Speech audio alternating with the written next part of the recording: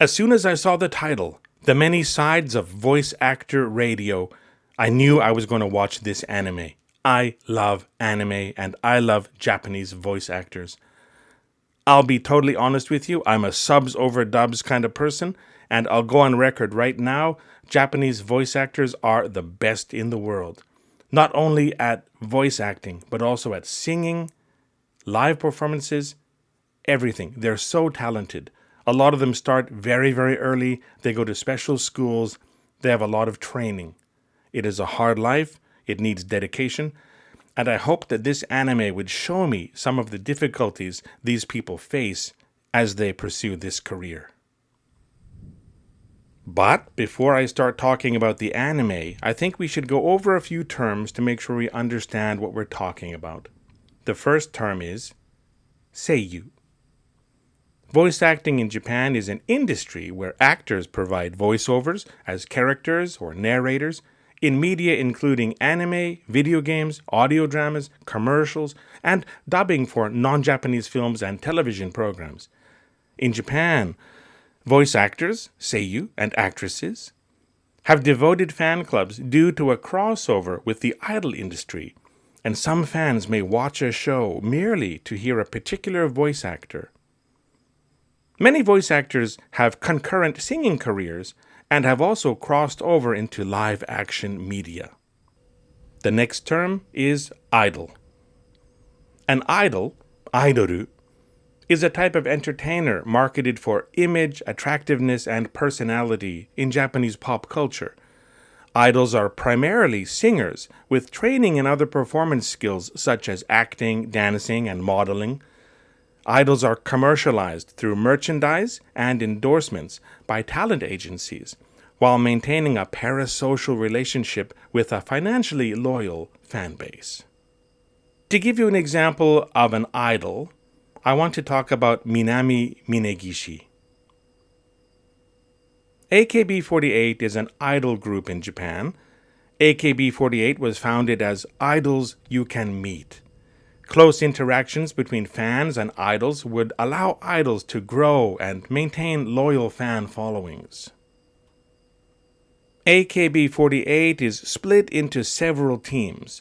According to a former member, each team has its own theme. Team A represents freedom. Remember that for later. In 2005, on December 8th, 20 members debuted as Team A in the AKB48. Minegishi debuted with AKB48 Team A in 2005. She was 13 years old.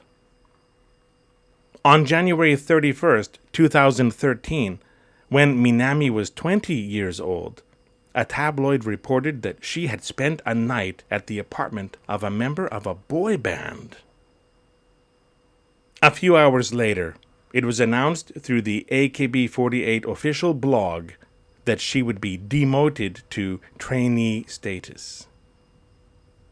On the same day, the AKB48 official channel published a video of Minegishi with her head shaved, apologizing to her fans and hoping that the managers would let her stay in the group.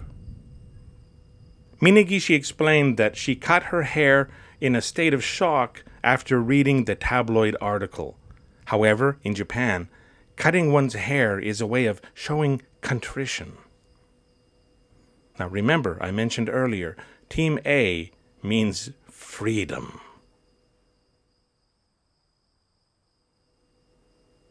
AKB48 debuted in 2005. YouTube launched in 2005. Twitter launched in 2006. Instagram launched in 2010. TikTok launched globally in 2017. Would you need paparazzi or a tabloid to destroy someone today?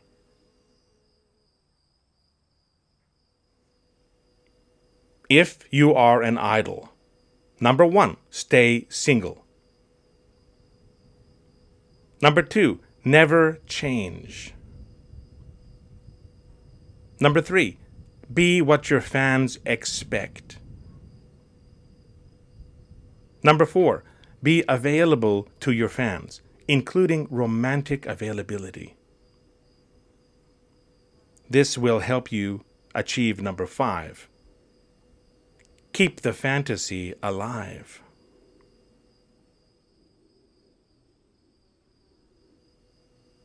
There are so many examples. Saya Hiyama, a weather announcer, somehow became an idol.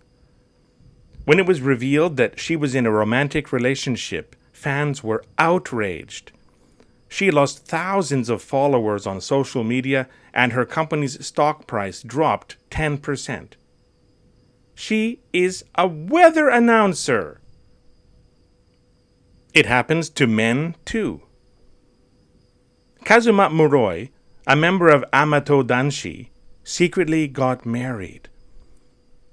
According to a memo put out by Amato Danshi's management, the act was a direct violation of his contract and a complete betrayal of Muroi's fans.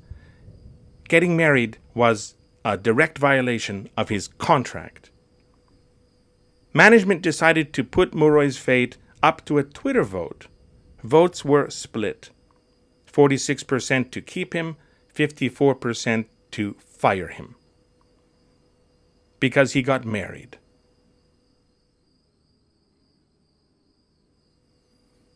We live in a world of rampant social media. We live in a world where everyone can be scrutinized. We live in a world where rumor spreads instantly.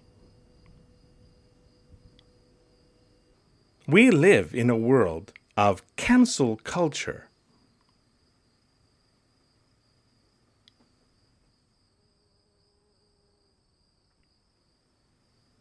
I hope that sets the scene well enough and prepares you for some of the problems that might come up during this anime. Now, let's move on to the many sides of voice actor radio. Meet Yumiko Sato, aka Yasumi Utatane. She's a high school girl, and she's a voice actress, and she's an idol, and she's worried. Yumiko's idol persona is very different from her high school life. She's not gyaru. She's more conservative and polite. And what she's worried about is her future. She's been in the business for a few years, and the auditions are starting to come less frequently. The roles are getting smaller. If you don't have a breakthrough role by a certain point, you're not going to have a future in the business. And she's worried that maybe her time has passed. When Yumiko's manager tells her about a new project with 2 high school girls who go to the same school and are both voice actresses having a talk radio program together, Yumiko is very excited. The person she'll be paired with is very well known and is a rising star. This could be the chance Yumiko needs to reach a wider audience and have her breakthrough. Meet Chika Watanabe, aka Yuhi Yugure. She's a high school girl, she's a voice actress, she's an idol, and she's also worried. Chika's real persona is very different from her idol persona. She's not girly or cutesy. She's a loner. What she's worried about is her future. How long does she have to put on this mask? She only wants to be a voice actress, nothing else. Of course, Yumiko is totally shocked when she arrives at the studio for the rehearsals and the read-through with her new partner, Yuhi. Yumiko didn't know that Chika was Yuhi, and Yuhi didn't know that Yumiko was Yasumi. They are not friends at school, but they have to pretend to be friends on air. They have to talk about spending time together, about interesting things they've done together, about their lives at school. It's very stressful, but there's more. They even have to record songs and perform live concerts together, as a type of promotion for their radio show. For Yumiko, this is just part of the job. This is the nature of the career. You're a voice actress and you're an idol.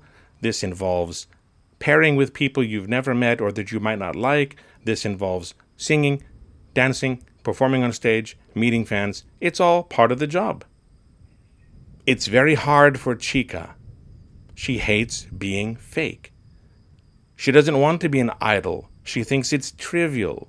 She doesn't like to put on this mask and pretend to be somebody just to make her fans happy.